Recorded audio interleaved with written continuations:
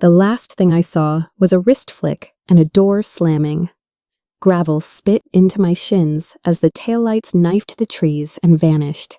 The air smelled like wet rot and mouse droppings. The house behind me wheezed one gutter, coughing one shingle, clacking like a loose tooth. Somewhere in the dark, a hawk screamed, or maybe it was just the roof giving up. Useless old woman, that's what I was called. Left with a dented suitcase, a dead porch light, and a floor that felt like a damp tongue. I stood there counting the lies I'd swallowed to keep the peace. 1, 2, 3, then I stopped counting and listened the kind of silence that makes your bones remember storms. I slept on a stained mattress that didn't forgive. The wind kept poking through the walls, curious and mean. I tasted rust in the tap and mold in the air. I pulled my coat up to my ears and told myself a secret, out loud so the house could hear it too. This is not where I end. 3 days later, my phone convulsed on the windowsill. 1 missed call, 6, 18, 23, 45. The same number that left me here was now tearing at the glass like a trapped animal. I let it ring until the sound felt like a heartbeat I didn't recognize. Then I answered and said nothing. On the other end, panic chewing through pride. What did you do? What did I do? I survived the first night. I learned which floorboards lied and which ones told the truth. I found water that didn't taste like apology. I remembered every document I'd been told to sign for my own good, every key that stopped fitting a lock I paid for. I took back something small, then something bigger, and then something that can't be taken back. You want to know why there were 45 calls? Because sometimes the place you're dumped becomes the place you rise. Stay. Hear how a woman with nothing left to lose measures justice drop by drop until it overflows. I grew up where the wind never stops talking. My name is Eulalie North, and I'm a farm girl who learned to steer a plow before my cursive stopped wobbling. In our kitchen, supper was simple and the rules were simpler. Your word is your bond. You look after your own. My father believed a handshake should be as solid as a fence post. And my mother believed clean floors and clean consciences were the same kind of blessing. If you've ever watched a storm roll across a field and felt both small and steady at once, you know the feeling that built me. We fixed what broke mended, what tore, and we didn't throw a thing away that might see another season. That's how I learned dignity, not from speeches, but from calluses and promises kept. Looking back, I can see how those early lessons would be tested, how love can stretch snap, and sometimes knit itself back together. I spent 35 years bent over a singer, the motor humming like a lullaby I never quite fell asleep to. The light was always a tired yellow one bulb that buzzed one shade that leaned. I stitched prom hems, school uniforms, church dresses, curtains, to warm, drafty rooms. If you've ever patched a favorite quilt instead of tossing it, you understand the quiet joy that lived in those seams. Every paycheck went into groceries, mortgage, kids' shoes. Nothing glamorous, everything sacred. I kept thimbles in a chipped teacup and thread organized by color like little sunsets. My hands remember each prick long after the skin healed. People sometimes looked past me the way you look past an outlet until your phone is dying. Then suddenly I mattered. I wasn't chasing applause. I was building a soft roof under hard times, one straight line at a time. That small room became my proof that ordinary work can keep a family from coming apart. I married the kind of man who could lift a room just by setting down his lunch pail. Ansel Ward didn't talk big, but he loved big. Steady hands, warm laugh, shoulders that took our worries like they were boxes to carry and not boulders to roll uphill. When I slipped from the sewing room at midnight, Ansel met me at the door like both a welcome and a question. Eat first or sleep first. If you've lived long enough, you know real romance is showing up every day with the same gentle answer, I'm here. He could fix a screen door with wire and hope teach a child to ride a bike without scolding the wobble. We weren't fancy, we were faithful. When bills crowded the envelope, he squeezed my hand and said, "We'll make it stretch. He never stood in my spotlight. He moved the lamp closer. That kind of love doesn't vanish. It becomes the voice you still hear when the house goes quiet. We raised 3 Calder Knox, our thoughtful, steady son. Tamsin Blythe, our bright-boned daughter, who could find a silver lining in a thunderhead, and the youngest Rourke Morrow, a boy born with one eye on the horizon and the other on the mirror. If you're a parent or grandparent, you know how different hearts bloom under the same roof. Calder brought home library books and open ears. Tamsin braids birthday cards, the kind of kindness that sneaks leftovers to neighbors. Rourke brought questions that sounded like verdicts. Why this, why not more? He measured rooms by who noticed him when he entered and who kept looking when he left. We tried to water each seedling the way it needed, some thrive with sun, some with shade. Most nights the table felt like a small country where peace held. Some nights it felt like a border we kept reinforcing with good manners and patience we weren't sure we had. Ambition can be a fine engine, but it can also grind down what's in front of it. As Rourke Morrow climbed college, a construction firm, sharper suits. He started flinching at the smell of fabric dust on my sleeves. Shower first, he'd say. Like my work embarrassed the silverware. If you've ever stood at your own sink and swallowed a kummuck to keep the peace, you know that ache. He wanted glossy life. I carried thread bits like confetti from a parade he refused to attend. I told myself he was young, that hunger makes people rude before it makes them wise. I tucked hurt into the same drawer as extra needles. You learn to forgive in advance when you love somebody, but forgiveness shouldn't be confused with forgetting. The day he called my hands old, I rubbed lotion into the scars and kept setting the table. I told myself a mother's patience is not a child's entitlement. There's a trick to keeping a family meal steady. Pass the potatoes, not the blame. I bit my tongue so often it learned new scars. Calder Knox and Tamsin Blythe caught my eye sometimes, like they were asking if they should step in. I shook my head. Adults should absorb what children shouldn't carry. If you're in your 50s or 60s, you know the quiet math of marriage and motherhood, what to say, what to save, what to set down for later. I told myself Rourke Morrow would grow into respect, the way boys grow into their voices. I prayed the hard edge would soften once success felt less fragile. I kept making coffee, kept folding napkins, kept stacking moments of civility like sandbags against a river that was rising one outspoken remark at a time. Some nights I won that battle. Some nights I let the river rise and pretended it was the sound of rain we needed. When Ansel Ward got sick, the house tilted. Pancreatic cancer doesn't bargain, it just erases margins. I sat through chemo with a crossword I couldn't finish, watching the man who held my world lay his down piece by piece.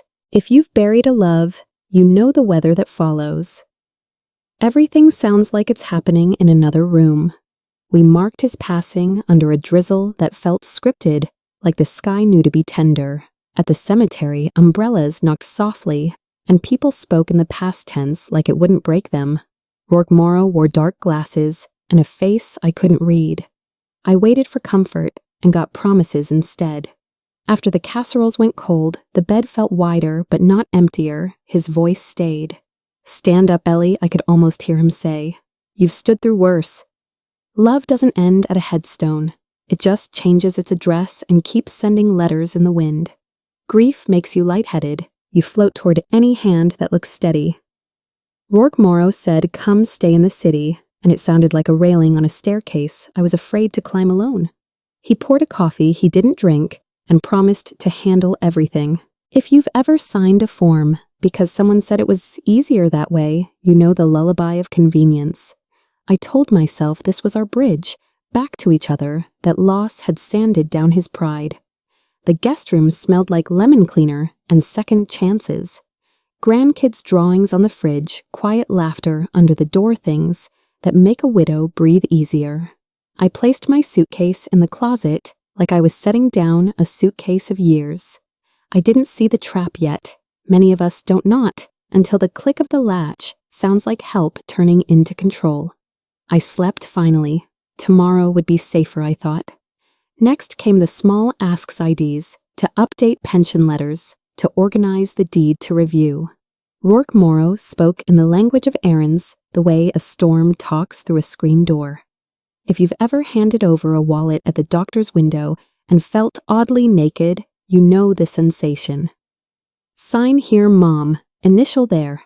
It'll be easier if I'm the point person. And I wanted easier. Grief is heavy, and shortcuts look like grace. Days later, envelopes arrived with balances that didn't add up, but the mail vanished from my hands with a, "Don't worry."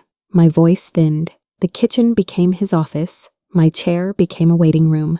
I started asking permission in a house where my name was on the bills. The strangest thing about losing power is how quiet it is. No alarms, just fewer keys on your ring, and more doors that don't open like they used to. Shame is louder when small ears are listening. At dinner, Rourke Morrow joked about older folks and money, and my grandchildren, Keir Morrow and Junia Morrow, looked from him to me like a tennis match no one wanted to win. If you're a grandparent, you know the way your heart tries to shield little faces from adult storms.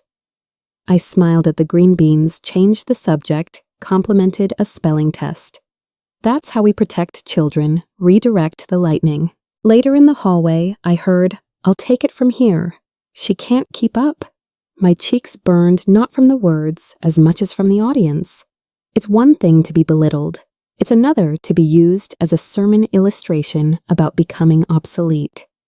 I tucked the kids in and kissed their foreheads like punctuation marks, soft final brave. I told myself I'd talk to him tomorrow. Tomorrow kept stepping back. Eavesdropping is a sin, but sometimes it's self-defense. In the dark, I caught Rourke Morrow's voice through a half-closed door. "It's all in my name soon. She won't make a fuss. If you've ever felt your stomach drop without moving an inch, you know that kind of fall." I stood in the hallway like a ghost at her own wake, realizing the kindness I'd been handed was wrapping paper. My ring of keys was lighter. My place at the table had shrunk to a corner that didn't cast a shadow. Old folks talk about a feeling a pressure system before the storm. Mine arrived as a simple truth. If I didn't draw a line, I'd disappear inside my own life. I slept with my shoes by the bed. Morning would bring a question no mother wants to answer. How do you love a child who's already decided you're an obstacle? He drove 2 hours without music, shoulders set like a verdict. The trees thinned, the road turned to gravel that sounded like teeth. When the cars stopped the house in front of us, exhaled dust instead of welcome. "It's quiet," he said. "You'll be fine. Don't call." If you've ever been dropped off and told it's a favor, you know the taste of metal in your mouth. He laid my suitcase on a porch that slanted away from the door and left. I listened until the engine was just a rumor. Inside the mattress had its own history, and none of it was kind. The tap coughed brown. The walls remembered storms. I wrapped my coat tighter and made a promise the house could hear. This is not where I end. 3 days later, the phone started to ring. 45 times, the same mouth that called me useless now wanted an answer to one question. "What did you do?" The house talked in Aches rafters, popping shingles, clicking the wind, squeezing through like it was taking inventory. I slept in my coat on a mattress with a past counting drips from the sink, because counting is sometimes the only fence we have.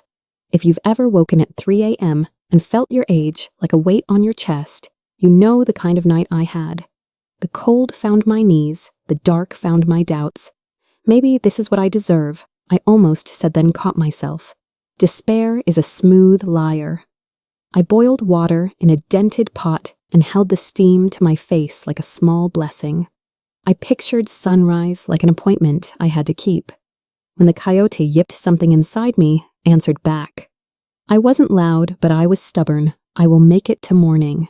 The roof could creak, and the floor could groan. I would still be here to hear it. At dawn, I studied my hands the way doctors study charts. The scars from needles, the fainter line from a jar. I dropped in 93, the knuckle that remembers a winter door that wouldn't forgive. If you've ever kept a house running on coupons and casseroles, You know, hands can hold more than they look like. I made a list, quiet chores that didn't require money. Sweep the porch, find the leaks air. The bedding test every window. I folded the mattress over the railing and let it breathe like a tired lung. I cleared a path to the back where brush had swallowed the fence line. A robin argued with me. I let it win. Small victories, I told myself, stack like pennies. By noon, I'd filled a trash bag with what the house no longer needed. By evening, I had a corner that felt almost tidy. I slept there not softer, but straighter. Pride doesn't need a pillow, just a plan. The store in the village was the kind that keeps a bell over the door and a notebook under the counter. I bought a sack of beans, a stack of tortillas, salt matches, and a kindness I didn't know I'd been rationing. The clerk asked where I was staying. I said, up near the bent mailbox. If you've lived long in one place, you know how news moves quicker than cars, slower than trust. On the porch, 2 men argued about weather like it was a sport, and a woman wrapped tamales in foil for a fundraiser. I tucked my groceries under my arm and listened. The talk was ordinary taxes, potholes, a grandson's braces, and it soothed me more than any sermon. Ordinary is a quilt. On my way out, a boy ran by with a kite that didn't believe in wind. I steadied it with one hand, showed him how to give line. When it caught, we both laughed. Sometimes hope is string and a little guidance. At the edge of the market, I heard Ellie only Ephraim Pike, calls me that, an old coworker from the days I hemmed choir robes on deadline. He'd aged into the kind of face that looks like advice, all lines and kindness. If you've ever been spotted by someone who remembers your best self, you know the way your shoulders lift. He didn't ask nosy questions. He put a hand on my shoulder like a post in the ground. You don't deserve this, he said, the words simple enough to hold. We sat on a bench that listed to one side, and he told me about his wife's roses, the hip that clicks the way he talks to God in the garden, because he seems to answer better out there. I told him as much truth as didn't sting. He offered rides and numbers on a folded paper. I slipped it into my pocket like a spare key. You're not alone, he added. I believed him. The next morning, Mrs. Lark Penrose arrived like a front porch, warm, sturdy, full of good intentions. She held out a loaf, still warm, and a paper envelope of seeds saved from last summer's beans. If you've ever traded recipes in a church basement, you know the ceremony, a gift handed over with all the unspoken rules of care. She looked past the shame I kept polishing and asked where the sun hits best. We walked the yard, toes testing soil, talking about rabbits and fences and how marigolds make a brave little border. I found a hoe under the house, rusted but ready to remember. We turned 1 row, then 2. Sweat made a cross at my back, and I didn't mind it. Work is a kind of prayer. When she left, she said, plant half today, half when your hope stretches. I laughed thin but real. At dusk, I pressed seeds into the ground like mailing letters to a future that still knew my name. You don't ask a town for gossip. You just listen where the shade is. I heard Rourke Morrow owed suppliers that a bank manager said, not this time, and that a fancy truck sat for sale with no bites. If you've lived through a downturn, you know how bills sprout like weeds and good decisions look obvious in hindsight. I turned the beans with a wooden spoon and tried not to taste satisfaction. Justice is best served without gloating.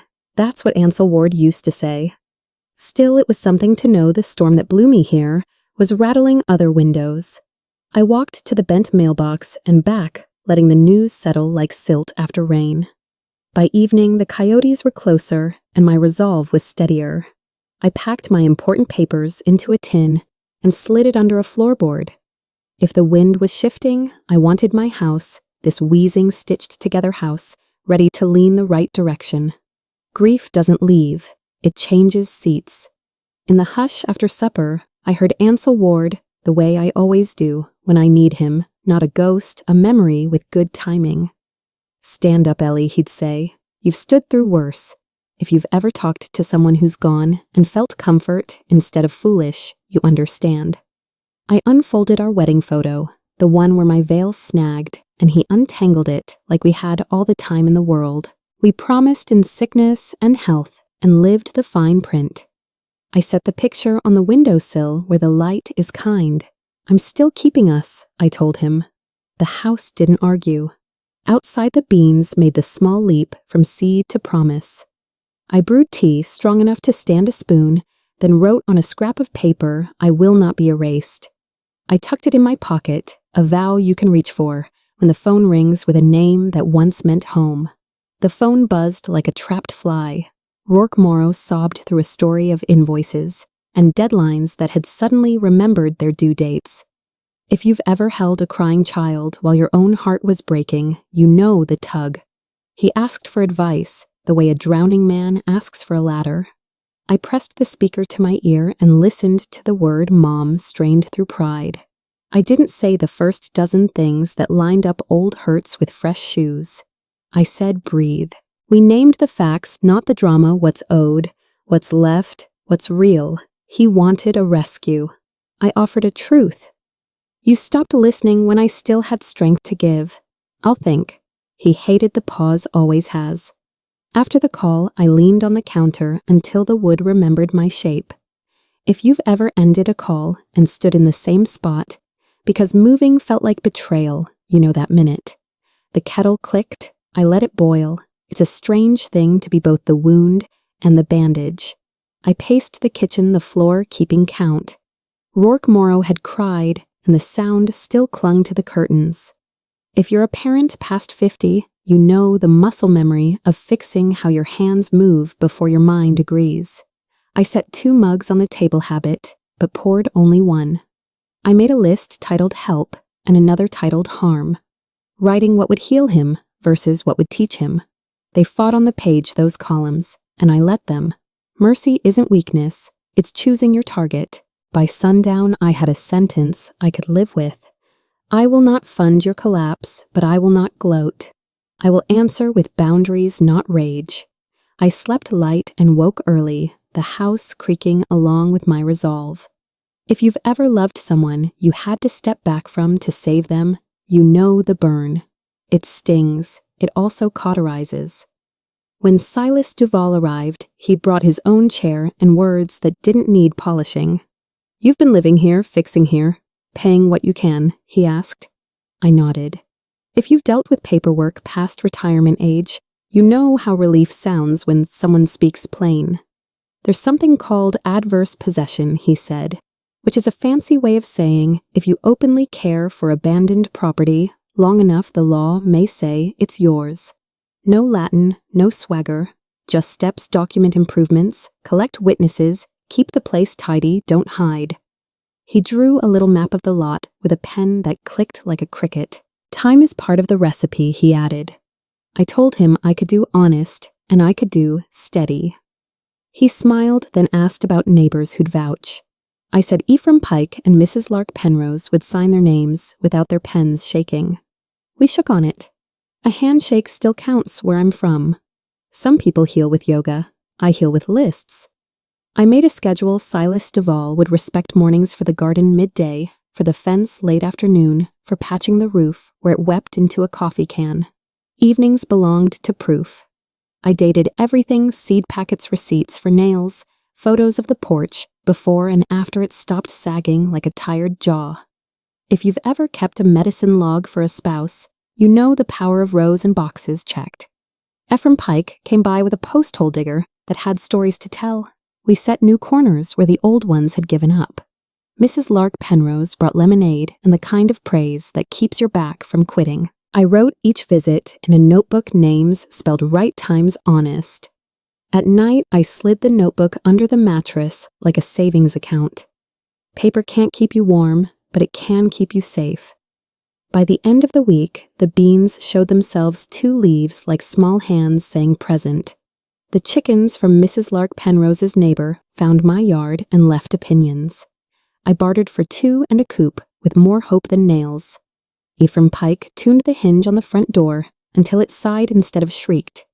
If you've ever watched something you planted decide to live, you know the breath that follows. I washed the windows with vinegar and old newspapers, and the world looked less tired. The house still wheezed, but it wheezed like an old friend telling a story you want to hear again. I made soup from beans and a ham bone. Ephraim Pike swore was magic. At the first spoonful, I laughed, quick, surprised, like a hiccup of joy. I set a second bowl across from me, out of habit, then raised my spoon anyway. We're getting somewhere, I told the room. The room, for once, agreed. He came at daybreak in a suit that had forgotten its hanger. Rourke Morrow stood on my porch with sleepless eyes and a mouth that couldn't pick a story. When he dropped to his knees, the boards complained, but I didn't. If you've ever watched a grown child fold up like a paper map, you know the ache and the caution that arrive together. He said he was lost. He said the numbers wouldn't add. He said the people who used to call him Sir were calling him by his first name again. He reached for my hand the way a boy reaches for a curb. I didn't pull away. I didn't lean in. I let the moment tell on itself. The kettle shivered on the stove as if it could sense a storm that didn't come with rain. Tell the truth, I said. And for a long minute, all I heard was our breathing and the clock choosing sides. I pointed to the chair. Stand, I said, and Rourke Morrow did rubbing at his knees like the past had sanded them down. This house is small, I told him, but it has rules. We don't kneel to beg. We stand to speak truth. We sit to listen. If you've been around long enough, you know dignity is furniture. You either make room for it or you trip. He tried on humility like a jacket that didn't quite fit. I need your help, he said, not your lecture. I shook my head. Relief without respect is a loan you'll default on. The kettle clicked off. I poured tea and set one cup 2 feet from his hand so he'd have to choose to cross the space. He didn't. The silence had edges. If you want directions, I said, start with honesty. Not spin, not for your own good. Truth. Outside a branch scraped the siding like a match about to catch. He began softly, then tripped over the sentence I'd been waiting for. You're not, and I finished it for him. Useless, I asked. Rourke Morrow flinched like I'd opened a window in winter. If you've kept a sentence in your pocket for months, you know the weight it gains. Say it, I told him. Say what you called me. He tried to bargain with silence. I didn't buy. Finally, he let it out, quiet, ashamed, but there. The words sat between us like a broken plate. I didn't raise my voice. I raised the mirror. You left me with a suitcase and a warning not to call. His shoulders fell pride, unplugged. The house held its breath. I was wrong, he said. I was scared. I nodded once. Fear explains. It doesn't excuse. The clock coughed up another minute. I could feel the line I'd drawn holding under my feet. There's a kind of steadiness that comes only after you stop shaking. He asked for a plan. Rourke Morrow always loved a blueprint he could hand someone else. I'll think I said and watched the word annoy him like a splinter. If you've ever taken a problem off the burner so it won't scorch, you know that kind of patience. He wanted a yes or a no, something to wrestle. I gave him later, which is heavier than it looks. He paced, then apologized, then paced again. Habits that sound like change before they are. I walked him to the door and let the hinge answer first. Go home, I said. Eat, sleep. Tomorrow we'll see. He looked past me into the kitchen like directions might be printed on the cabinets. Nothing was. He started to hug me, but I put a hand to his chest, flat, firm kind. Respect, I repeated. He stepped back. The gravel complained under his tires, and I stood on the porch until the dust quit pretending to be him. By noon the next day, my phone held a tower of missed calls from Rourke Morrow. Voicemails arrived like weather, sudden, repeatable loudest when I tried to rest. If you've raised children, you know that urgency is not the same as emergency. I let most ring through, pressing my palms flat on the table until the wood remembered me. Mom, pick up. Mom, please. Mom. The word used to fit. Now it dragged a chain. I listened to one message where he started strong and ended lost voice, cracking on a number he couldn't pay. I made soup. I watered beans. I let the kettle boil over once on purpose to hear another sound. When I finally answered, I used a tone I save for bad weather and stubborn men. I hear you, I said, but I will not be stampeded. The line went quiet the way a room does when someone finally accepts there's a door they can't kick in. Late afternoon, a white truck announced itself before it turned up the drive. Deke Voss climbed out first, built like a bar stool. Sturdy, unsmiling, Hoyt Riddle followed, chewing a toothpick that kept time with his scowl. Rourke Morrow stepped between them, holding a folder like a badge. If you've been around long enough, you know trouble often travels in pairs. Just a simple agreement, he said, a signature, and we all breathe easier. I didn't touch the papers. If it's simple, I told him you sign it. Deke Voss tried to square his shoulders into someone else's courage. Hoyt Riddle looked at my porch, my age, my hands, and I watched something decent flicker. We're not here to scare you, Hoyt Riddle muttered, like he needed to hear it himself. Good, I said, because I don't scare. The wind ran a hand through the cottonwoods, and the whole yard listened. 74, I said, and I've stood across from men who thought a raised voice was proof. Deke Voss blinked. Hoyt Riddle shifted his weight, spit the toothpick into his palm like he'd been caught chewing in church. If you've ever refused to move and watched the moving stop, you know the power of staying put. I told them about roofs, I'd patched checks, I'd stretched doors, I'd held closed in storms, with nothing but my back and a prayer.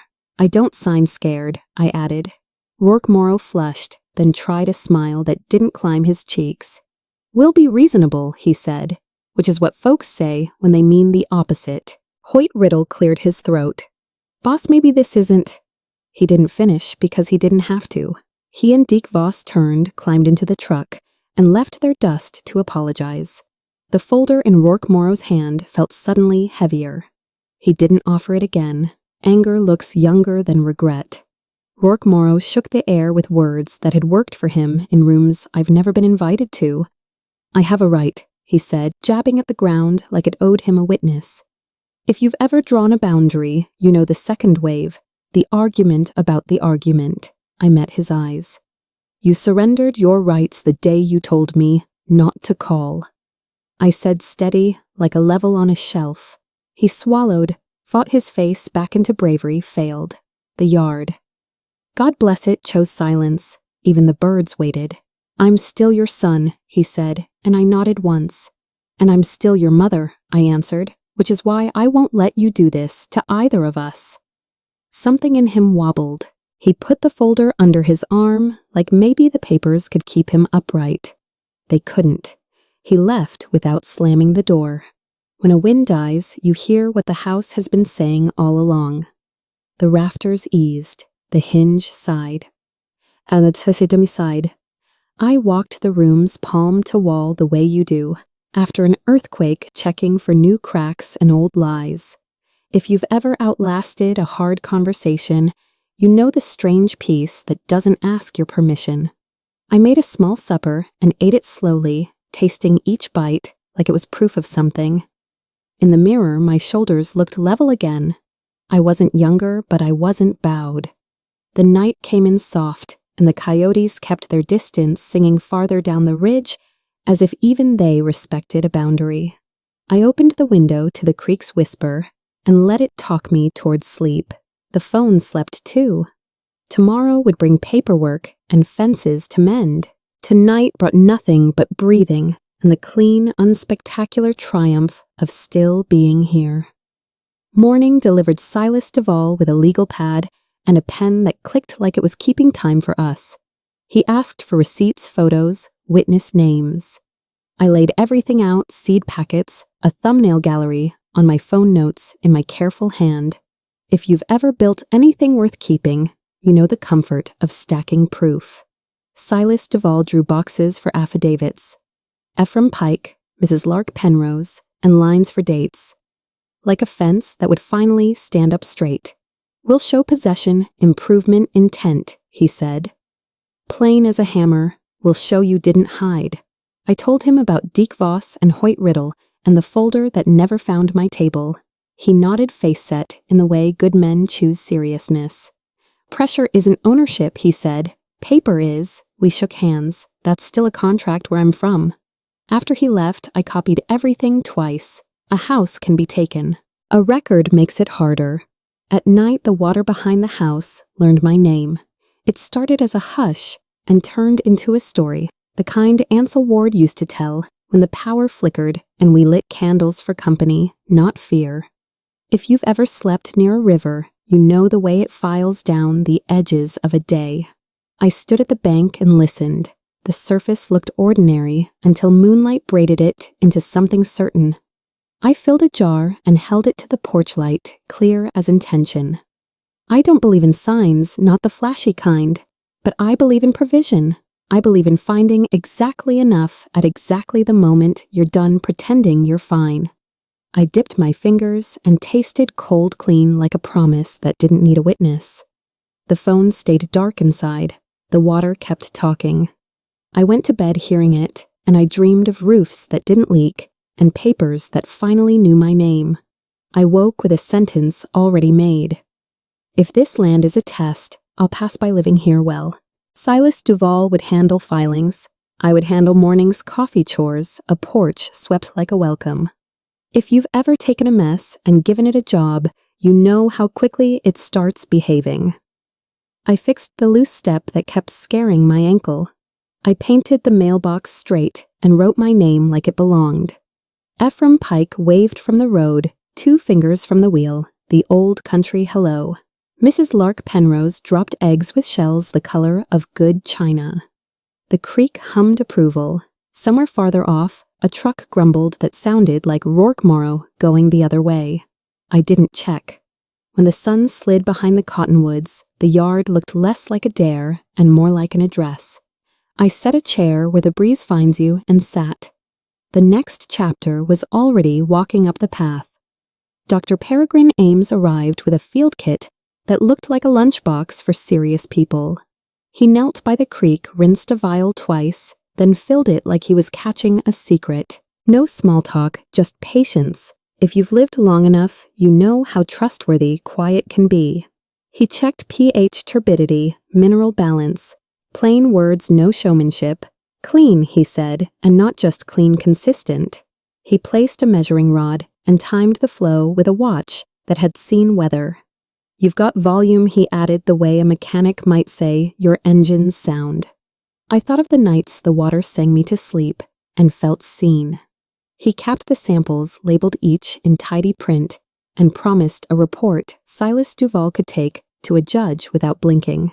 Before he left, he filled a cup and tasted it like prayer. Some places give, he murmured. This one does.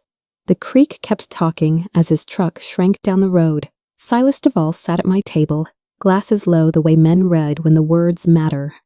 He flipped through Dr. Peregrine Ames's notes, nodding like a carpenter checking studs. This isn't a strike-it-rich fairy tale. He said it's leverage for a life that doesn't wobble. If you've balanced checkbooks by lamplight, you know the difference between luck and footing. He explained rights without the courtroom air, long-term agreements, fair royalties, environmental protections baked in at the start. We're not selling your porch, he added. We're renting the rocking chair, and only when you say so. It sounded like dignity with math attached. I poured coffee and thought of light bills paid on time, roofs fixed before the first leak holidays, where no one apologizes for bringing store-bought pie. Silas Duval circled dates, drafted a timeline, and underlined one sentence. You decide. For once, those words didn't feel like a test. They felt like a chair pulled out with my name on it. Good news has a way of rattling old grief loose. I stood by the sink and let the idea of value sit where the dish rack usually goes. Silas Duval saw opportunity, Dr. Peregrine Ames saw proof. I saw my backbone inch taller.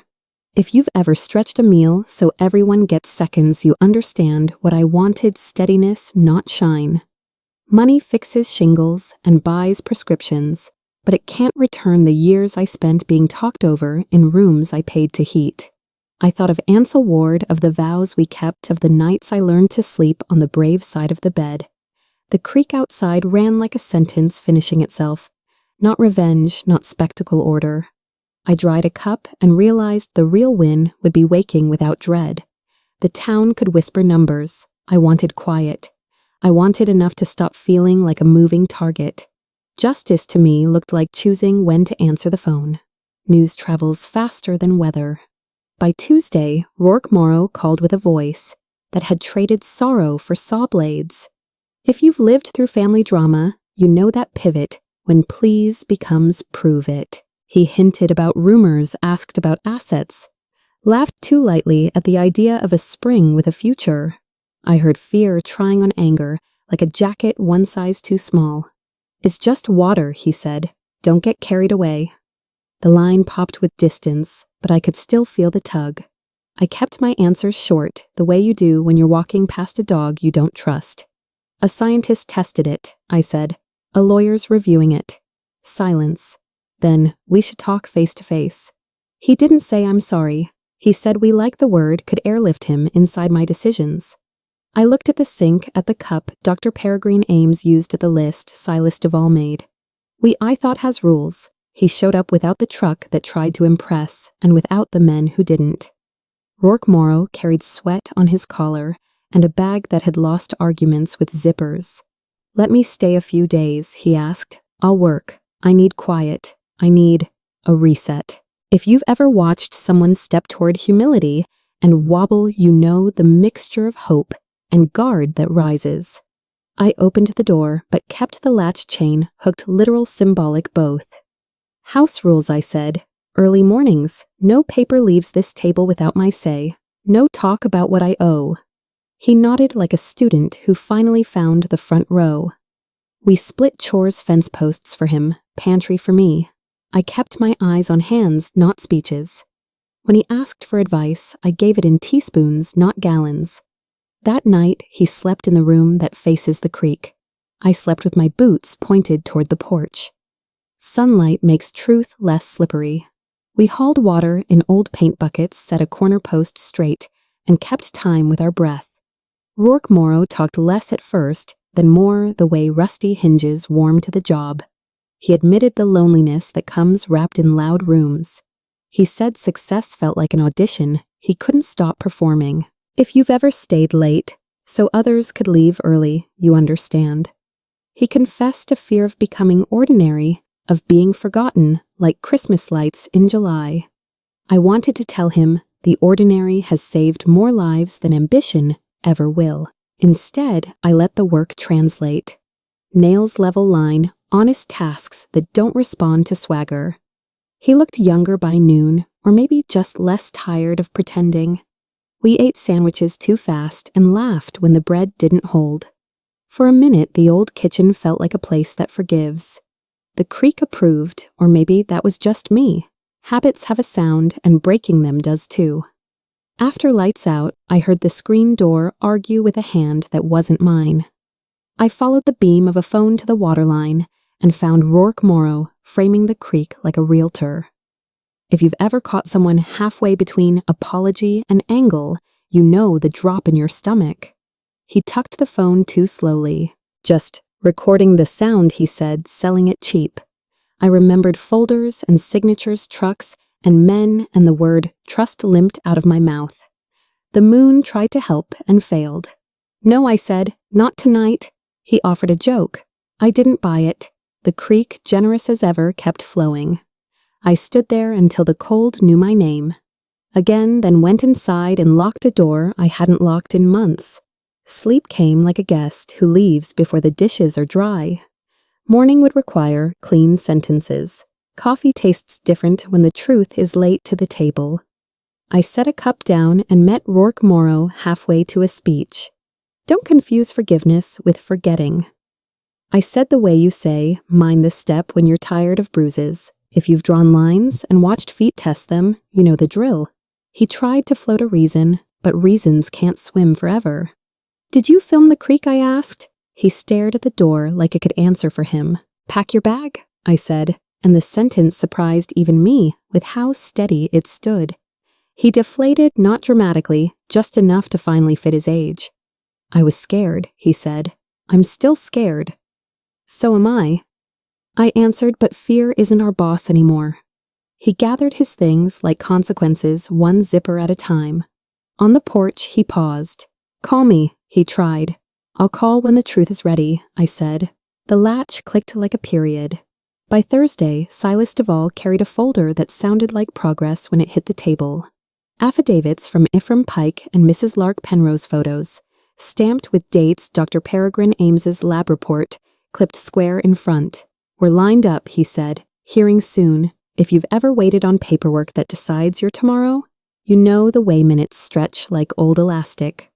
He walked me through the steps, calm, specific kind. You've been visible, he said. Improvement continuity, intent, check, check, check. He slid across a checklist and a pen. I initialed boxes like turning on porch lights one by one. No surprises, I asked. We don't promise that he answered, but we're ready if they try. The creak hummed agreement through the window screen. After he left, I put the folder under a quilt silly, but it felt right to keep tomorrow warm. Dinner was eggs and pride. Sleep came easier with something settled. That night, the phone lit like a flare. Rourke Morrow didn't ask about my day. He weighed his own and found it short. If you don't share, I'm done, he said, stacking threats like coasters. If you've ever heard a voice you rocked to sleep, speak to you like a stranger, you know the bruise. I let the silence do what arguments never can. I won't be extorted. I said the word heavier than it sounds, truer too. He reached for old levers, guilt urgency, the echo of mom shaped like a hook. I kept mine unclipped. Get help, I told him. Not from me. From a calendar, a creditor, a counselor. He cursed softly the way men do when the mirror gives back honesty. I pressed end and set the phone face down, the way you do, with news that doesn't deserve the center of the table. Outside the creek, kept counting without losing track. At dawn, I carried a board to the shed and painted letters I've known longer than my own sorrow, Charles's spring. If you've ever named a thing to claim it and bless it, you know the ceremony. I thought of Ansel Ward lifting groceries with one arm, and my spirits with the other, of vows that didn't spoil, of a laugh that still lives between the walls. I dug 2 post holes with Ephraim Pike's stubborn tool, and set the sign where the path first hears the water. When I stepped back, the name fit like a hand to a shoulder. Watch over us, I said, not expecting thunder, grateful for none. Silas Duvall would bring dates, Dr. Peregrine Ames would bring numbers. I brought this memory with a spine. A breeze came off the water and lay across my shoulders like a shawl. I tied the last knot and stood still. Some places give, some people do too long after they're gone. The courthouse smelled like old wood and choices. Silas Duvall cleared his throat once, then twice, and handed the judge the file that sounded like a finished song when it closed. The words were plain enough to fit in a pocket. The land and the spring belong to Eulalie North.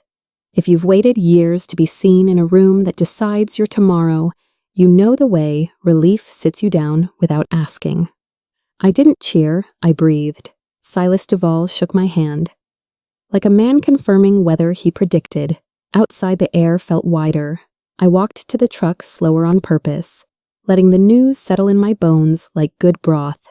On the ride home, I touched the folder every few miles, the way you would check for a wedding ring or a heartbeat. The creek greeted me with the same voice as yesterday, only now I could answer back. I'm home on paper and in truth.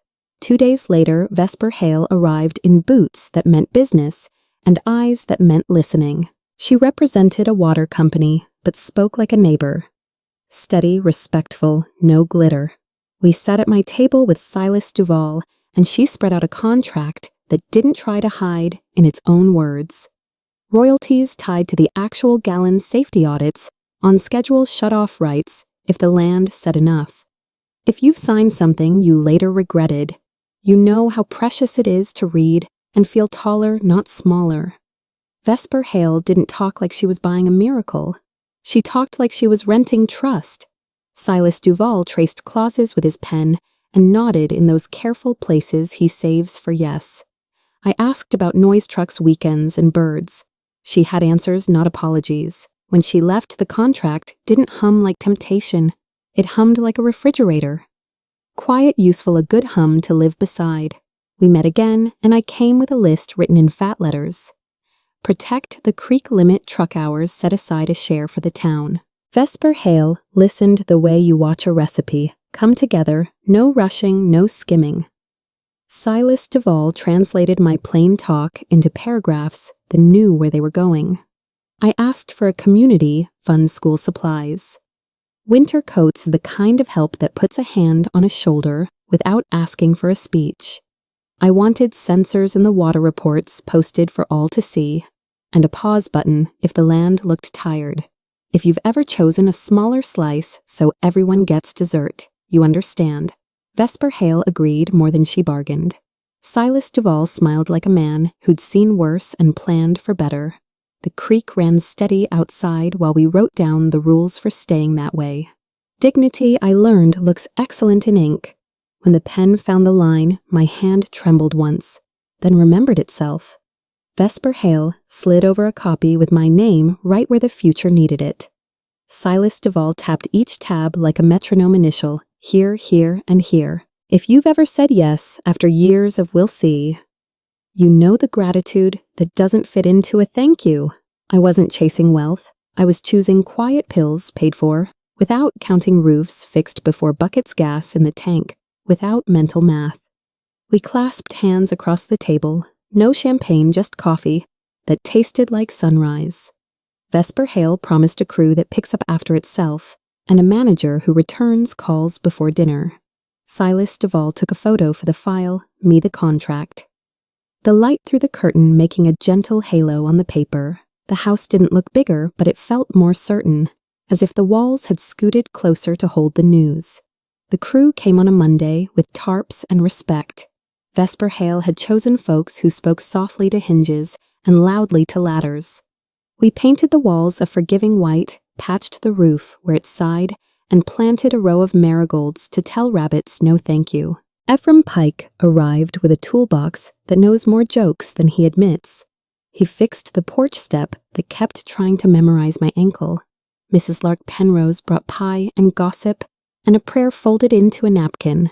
If you've ever scrubbed a window until the outside looks closer, you know the lift I felt. We hung the cedar sign, Charles's Spring, where the path first hears water. The first night in the mended house, I slept without listing the things that could go wrong. The clock kept time. The roof kept out weather. The future fit inside the rooms without making the past feel small.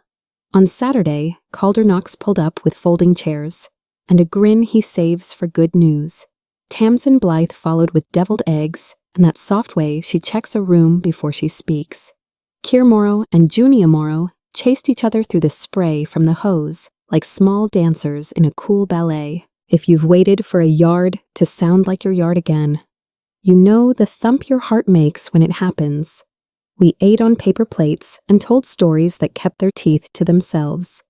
Ephraim Pike dropped by just to return a wrench and stayed for a second slice. Mrs. Lark Penrose declared the beans show-offs, and I agreed. The creek talked low like it knew to share the stage. For a whole afternoon, no one opened a bill in their head. No one braced for a word, said too sharply. We just were together enough, held in the easy net of ordinary joy. Near dusk, a car door closed like a question mark. Rourke Morrow stood at the edge of the yard, hands empty face, older in the kind of way money can't reverse. He didn't cross the grass. He stayed where a man stands when he isn't sure he's welcome. I just wanted to see you okay, he said, voice low enough to respect the hour. If you've waited for an apology that arrives as a softer sentence, you know the tug and the caution. Calder Knox watched from the porch ready, but not itchy. Tamsin Blythe set her plate down like a mediator sets down a pen. I nodded, not unkind. You're looking at okay, I answered. He asked nothing. I offered nothing. 2 adults shared a yard and a past that can't be mowed in one afternoon.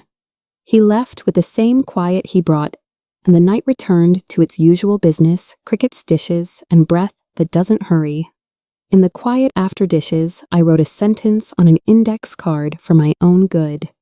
Loving a child is not letting him wreck the house you're still cleaning. Ansel Ward taught me that without ever using those words, he kept us safe by keeping the lines bright. If you've raised children into adults, you know boundaries aren't walls. They're doors with hinges you oil. Calder Knox hugged me goodnight with that careful strength I rely on. Tamsin Blythe squeezed my hand and said, "You're doing right, Mama." I put the card on the fridge where 1,000 reminders have lived. School lists, church suppers, recipes, now this a rule for peace. The phone stayed face down. The creek kept its appointment with the moon. I slept under a blanket that smelled like detergent and relief, and I didn't rehearse tomorrow. That's the sign, I think, when rest stops being a project and starts being a place you live. By midweek, the grocery aisles had the headline, "Rourke Morrow's Company had folded the kind of fold that doesn't open again." Suppliers talked in short sentences. A bank manager practiced neutrality and didn't nail it. If you've watched a person learn the hard way, you know the ache that comes with the "I told you so." You swallow. Ephraim Pike said he'd seen emptier men turn around and hoped this was the corner. Mrs. Lark Penrose packed a bag of basics and slid it across her counter to someone who needed it more.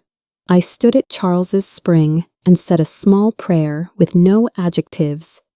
Help him. I didn't add please as a bribe. I didn't add instructions. The water ran steady, impartial a sermon I could stand. You can love someone and still not be their answer.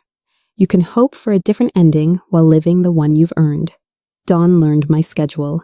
Coffee porch a check on the beans, a look at the sky's mood. Vesper Hale sent a note about the first week's tests, clean numbers low. Noise neighbors satisfied. Silas Duvall confirmed the paperwork had finished its last lap. If you've spent years in crisis posture, you know how odd it is when your shoulders forget to climb. I read a library book without checking the clock every other page. I mended a shirt just because I like the rhythm. The house hummed the small song of appliances behaving. At the spring, I touched the sign Charles's Spring and felt the past tuck itself in, not silenced but soothed. Somewhere beyond the ridge, a truck moved east. I didn't look up to see if it was Rourke Morrow. He has his road. I have mine. The water, faithful as breath, kept going where it goes forward, around returning without asking for applause. If your house has held more storms than parties, if your name has been said like a question instead of a welcome, hear me, you are not a burden. You are a builder, Calder Knox and Tamsin Blythe. Remind me that kindness outlives swagger, Ephraim Pike and Mrs. Lark Penrose. Prove community is a verb.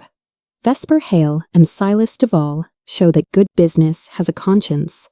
And the creek well Charles's Spring teaches that steady can be spectacular if you stick around long enough to notice. Draw your line with love and hold it with both hands. The people who belong will learn how to step over it without breaking it. The people who don't will teach you the relief of a closed door. Then make soup, sweep the porch, read a book, laugh when you can rest when you should. Justice often arrives dressed as ordinary days you get to keep. Here's the truth I carried from the Wheezing House to the courthouse. I am not a useless old woman. I am Eulalie North, and I kept my dignity. The creek taught me what life forgot to say. Out loud justice can run late, but boundaries arrive the moment you set them.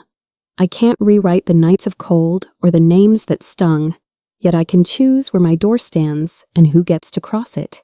If you've been waiting on permission, take mine. Protect your peace, build from here. If this story met you where you live, stay with me. Subscribe my channel, turn on the bell, and tell me where you're watching from your city, your mile marker. Then finish this sentence in the comments I chose. Dignity over hate when no huckshkug. Your words might be the rope someone else needs at 3 a.m. We'll be here, bowl of soup on the stove porch, light on letting tomorrow find us ready.